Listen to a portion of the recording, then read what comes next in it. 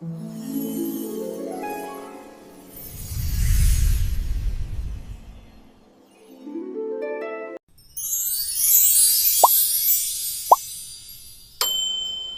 Tale of the Three Sisters and the Lazy Curse. Once upon a time, in a cheerful village where cows mooed like nosy aunts and sunflowers whispered the latest gossip, there lived three sisters. Erum, the eldest, was the diligent one, a passionate baker whose nose was perpetually dusted with flour from kneading bread. Kiran, the middle sister, was sharp and quick-witted, with a tongue so keen she could argue with her own echo. She was so talkative that sometimes even the birds would stop chirping just to listen to her. And Sanober, the youngest. She was by far the most beautiful of them all. Her eyes sparkled like dew on jasmine petals. Her hair shone like spun gold. But alas, she was lazier than a cat on a hot afternoon. If Erum went to fetch water, Sanober would groan, "But the water is just so watery." If Kiran swept the floor, Sanober would sigh, "Why sweep today? Dust is patient. It will wait for us until tomorrow." And if the broom leaned against the wall, Sanober would lean right beside it and lament, "Why should I sweep when the dust will just come back tomorrow?" One sunny morning, as the sisters bickered over chores, a mysterious old woman knocked on their door. She wore a cloak the color of rain clouds and carried a basket of peaches. "3 peaches for the 3 sisters," she said, handing them the fruit. "But beware," she winked. "These peaches will reveal the truth of your heart." Erum's peach instantly transformed into a loaf of warm bread because her heart loved labor and nurturing. Kiran's peach became a golden quill because her heart danced with intelligence and stories. But Sanober's peach? She took one lazy bite, dramatically rolled her eyes, yawned, and poof! The peach turned into a velvet pillow. She instantly dropped onto the floor, softly snoring. The old woman clapped her hands. "Aha! It is the slumber spell until she learns the value of effort." The sisters panicked. "How will we wake her?" cried Erum. The old woman smiled. "The slumber spell. She won't wake up until she learns to say goodbye to her own laziness." But Sanober wasn't merely asleep. Oh no. She was transported into a bizarre dream world. When her eyes fluttered open, she was standing in a place where the grass giggled when she stepped on it. The trees bowed dramatically, and the sky looked like a toddler had painted it with too much glitter. "Ugh, even dreams want me to exercise," Sanober muttered as the ground literally nudged her forward. A talking teapot hopped up to her. "Welcome, Miss Sleepy Bones. You must reach the Castle of Awakening. But beware, the path is guarded by your own old habits." Sure enough, Sanober's journey was ridiculous. First, she came to a river of beds, gently floating on the water.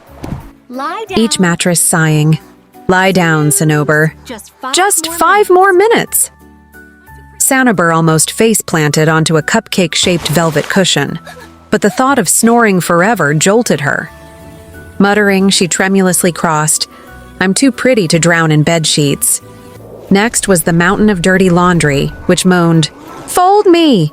Shirts flapped like angry bats, and socks rolled down like avalanches. Sanober tried to bargain.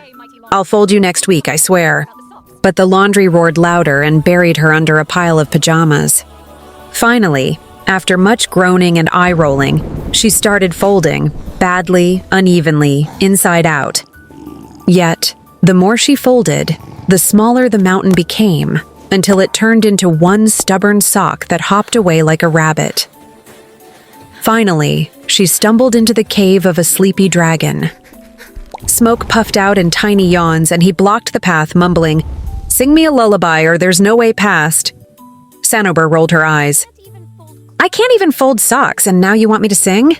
Seeing no other choice, she sang the worst lullaby in history, so off-key that even the dragon groaned. Still amused, he chuckled, "Terrible, but brave," and let her pass. "This dream is exhausting," Sanober gasped. Laziness was so much easier. Yet step by step, She realized a surprising thing. Doing something, even badly, was still better than doing absolutely nothing. At last, she reached a shimmering mirror inside the Castle of Awakening. Instead of her reflection, she saw another Sanober lying down in silky pajamas. "I am your laziness," the mirrored Sanober purred. "Stay with me, sleep forever, and the world will serve you." The real Sanober hesitated, but then she remembered Erum's warm bread, Kiran's sharp laughter, and the garden at home. She lifted her chin. "No, I might not love work, but I love my life. And you," she poked the laziness on the forehead, "are boring." With that, her mirror image burst into glittering smoke. The castle bells chimed, and the dream world dissolved. Sanober woke up on the kitchen floor in front of her sisters, the pillow gone, the peach pit in her hand. God, you really Erum gasped, "She's awake!" Kiran smirked. "Welcome back, Sleeping Beauty? Or should I say Sleeping Lazy?" Erum smiled. "You did the work, little sister," Kiran added mischievously. "And look, the world didn't end." Sanober stretched, gave an embarrassed grin, and picked up the broom. Fine, but don't expect me to enjoy it."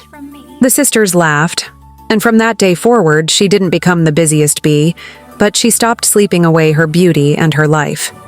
She learned that even a little effort could bring about great magic, and so the sisters lived happily. One with her bread, one with her quill, Oh, this is going to be perfect. I can't wait for them to read this. and one, at last, with a water pitcher that made the flowers sing. Moral lesson: beauty without effort fades like a dream, but a little bit of effort can flourish like magic. Laziness may taste sweet, but it builds prisons around you. Freedom is found when you get up and act.